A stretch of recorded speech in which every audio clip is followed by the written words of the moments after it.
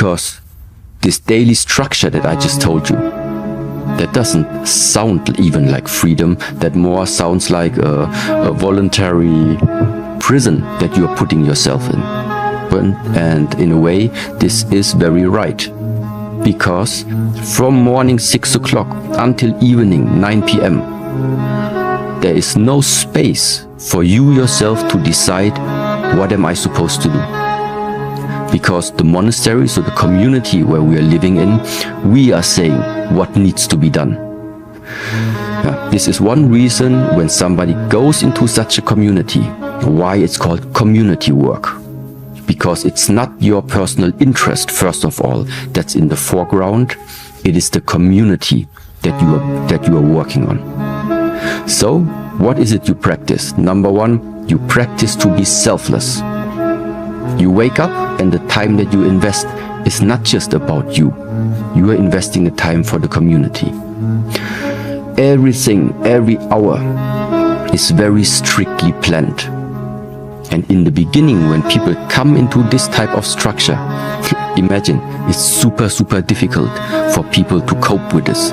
Because you feel like, oh, I'm tired, I want to sleep right now. Yeah, but you can't sleep because it's just training time. Or, but actually now I would like to go out with my friends because all my other friends also go out. Yeah, but you can't go out because now is the evening ceremony and afterwards you go to bed. So in the very beginning, there are many conflicts.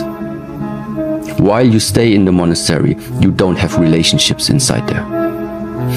That's where it comes from that, oh, these Buddhist rules, they are so strict, they don't allow anything. No, it's not they don't allow anything.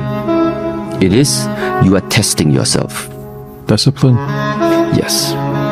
You are testing yourself, how much control can you have about your own mind.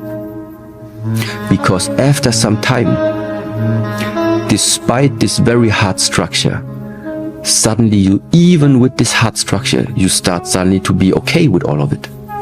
It's okay for you to wake up at 6. It's okay for you to do the work, the cleaning work. It's okay for you that there's training. It's okay that there is this type of structure.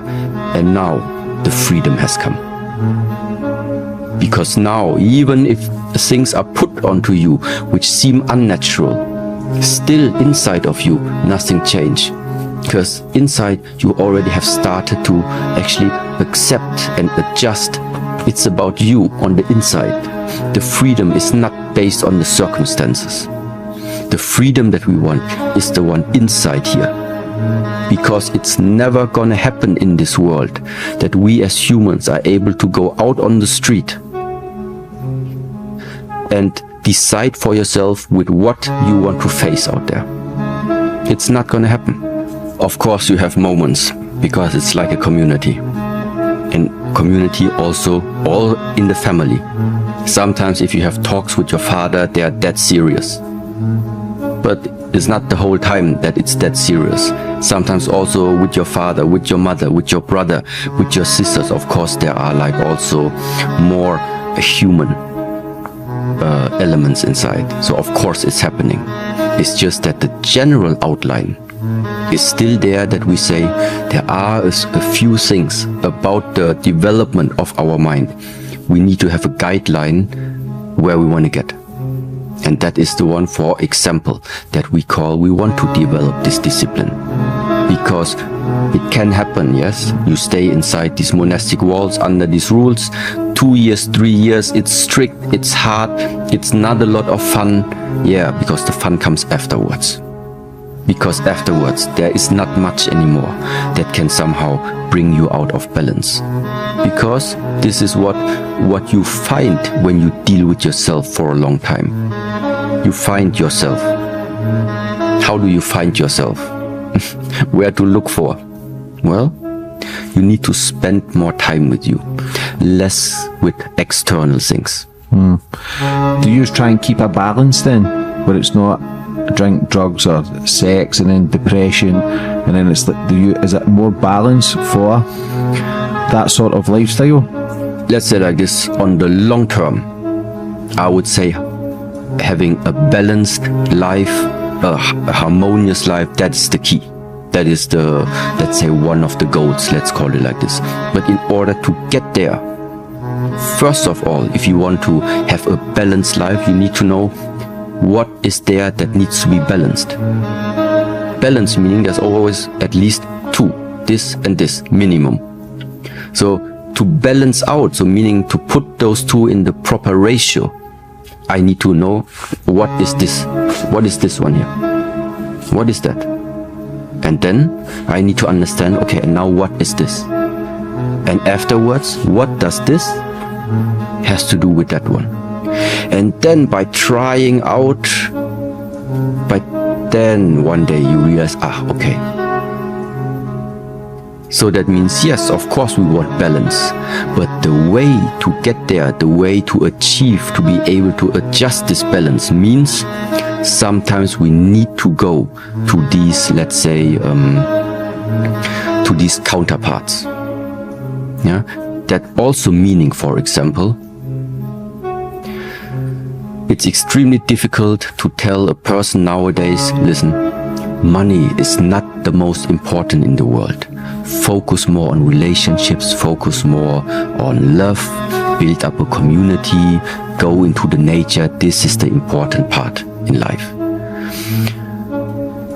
I think to this realization, only somebody can come who had it already, who had the money, who has the fame, who has the reputation, who has the success, who had the car maybe, whatever.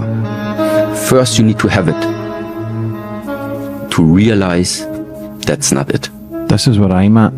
I thought fame, I thought money, attention would give me, fulfill the pieces, put all the glass and broken glass together. But it's not made it worse because my family eat well, they're doing amazing. But I'm at the realization where it's all bullshit. It doesn't mean anything because I know internally I feel more alive on top of a mountain, cold water therapy and exercise.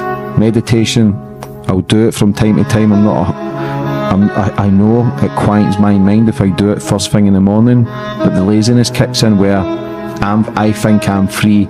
I'll do it at 8 a.m.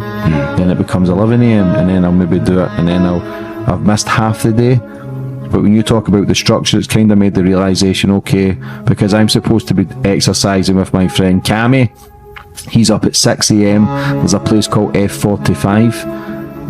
And for the last 4 or 5 weeks, I was supposed to go. I made it once. Once I went. Yes. So it's made me realize, okay, I need to make a lot of other changes.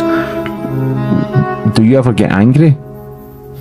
Of course these things come up, but angriness, for example, is just one of the, let's say, it's just one of the challenges we are going to be put on this challenge.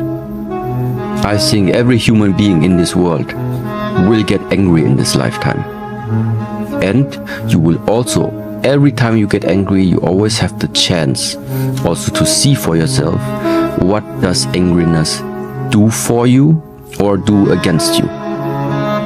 The same is everybody in this world is going to get jealous. Sometimes about things, sometimes about people.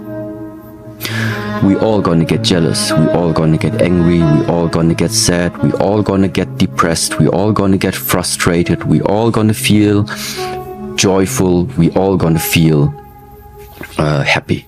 The question now is, which of all of these different emotions, how are you placing them? How do you see the connection for yourself with all of these emotions? Yes. And there I can simply say angriness in this world, it's just like it's burning something that maybe you have collected for a long time. In Buddhist teaching, for example, is one saying, if you get angry, it's like you are lighting a fire, and this fire is burning all the wood that you have collected for many, many winters. This is like you get angry in a relationship. In this angriness, there is the energy, there's the power inside the anger, which can bring out words, bring out actions. And with these actions, you can destroy quite a lot of what you have maybe built up for a long time in your relationships, in your family, with your friends. And so therefore we say angriness is a quite powerful, let's say, force, and it's necessary that you get a good relationship to it in order to know how to adjust it for yourself. How important are words? But you are what you speak. How important is it the way you talk into the universe?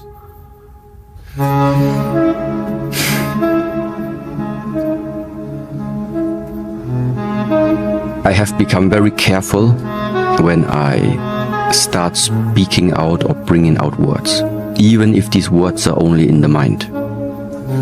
Because once the words are out, it's very difficult to somehow take them back.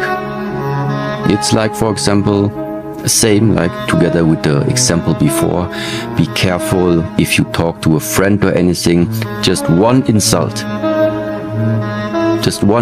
one wrong word in the wrong moment. Of course you can apologize, but it will never take back the spoken word. Your friend, your partner, they still remember. It's not in your hands anymore. So if you don't want that any word from you, because you spoke it, ever stays remaining in the world, you have to be careful what you bring out. And this is not just now the part where words can fall back to you. It is also meaning, if you use it in the proper way, how you can also shape your own mindset. Because if you think about, I cannot do it. When somebody says, hey, why don't you make the driver license? Anyway, I cannot drive. I can't do it. I'm scared. I'm frustrated. I'm too nervous. If this is the words you speak out, this is what you think, well, this is what's going to happen, I think. Yeah, the law of attraction.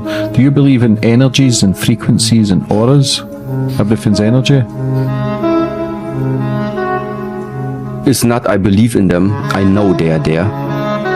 It's just from time to time and in different traditions it's expressed with different words, with different terminologies. Some call it vibration, some call it frequency, some call it light, some call it darkness.